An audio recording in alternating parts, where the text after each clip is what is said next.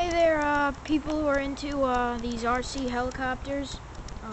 Right here that I have in my hand is the Belt CPV-2, and I'm gonna just tell you guys a couple tips of flying, and about the speed controllers, specifically about the speed controller. All right, so first thing is when you're flying, you don't want to blow out your speed controller. So if you have a lot of batteries, this right here is an upgraded speed controller. It's the 30A Volcano Series Exceed RC speed controller. And the reason why I have this is because mine burned out, because eSky gives you shit, basically. Yeah, they don't give you like a good brand of stuff. They give you a terrible speed controller, and yeah, this one is pretty much a really good one. And the best thing you should do with it is, the first thing when you get a belt or Belt CPV-2, what you want to do is buy one of these. You can get them off Hobby Parts for 17 bucks or 18 bucks actually, and they're great. These things play music. They make cool little tunes. You can program it, but they already come programmed actually. But you can change a setting if you want. I find that this is the best speed controller that I've ever had, and it's very durable. I haven't had any problems with it yet. But mine burned out. That's why I got this one.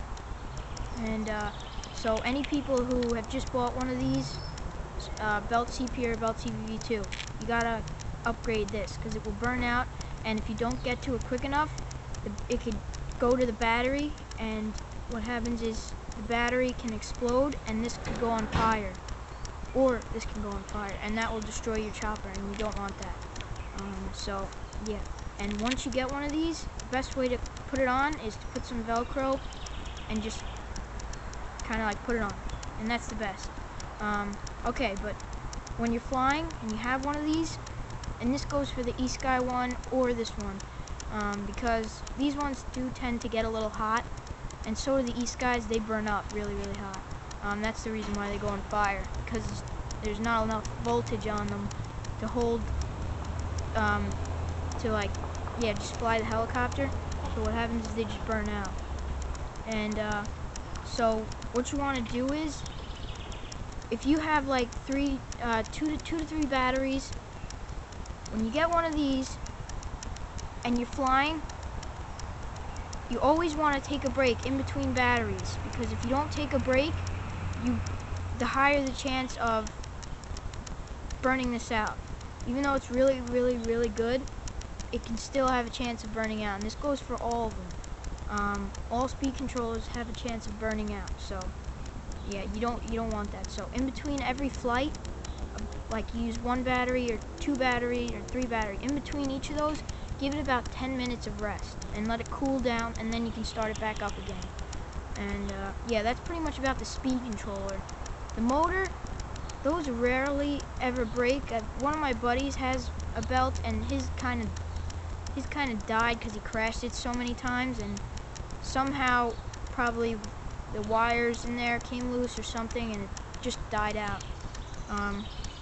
But many people have good luck with their eSky speed controllers, but the majority of them, they do burn out. So I do recommend getting one of these. If you can't, just be careful. Take a break every like 5 minutes of flying. It'll lower the chance of it burning up. Yeah, and just a quick little survey or review on the helicopter. It's really good once you know how to fly it. You can get very frustrated once you go into this hobby and you're up to a 6-channel helicopter like this. It's very frustrating when you crash and you're learning how to fly. It takes a long time, but just be patient, because you'll get there.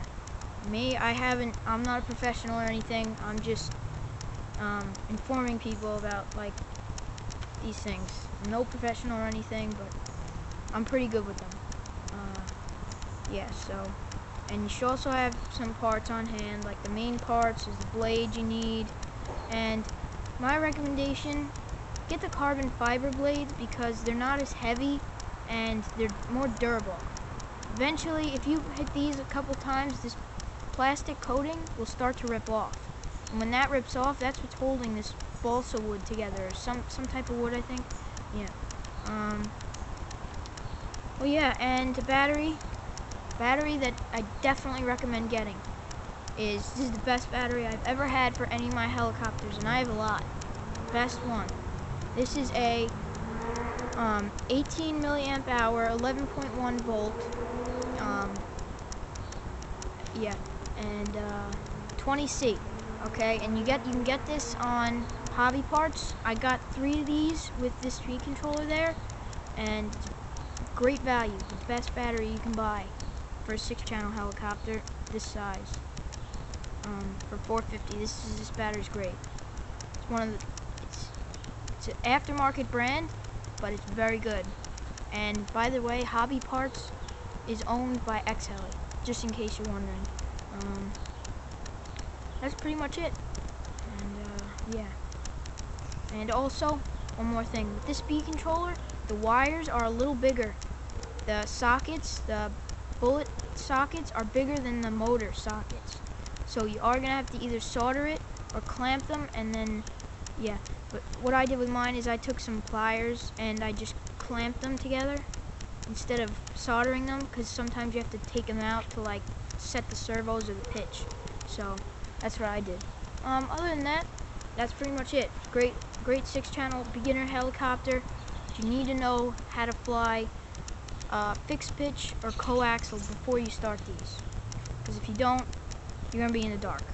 And make sure you read the manual. Yeah. Okay. Well, if you guys could just rate the video. Yeah. Okay. See. That's pretty much it. Okay.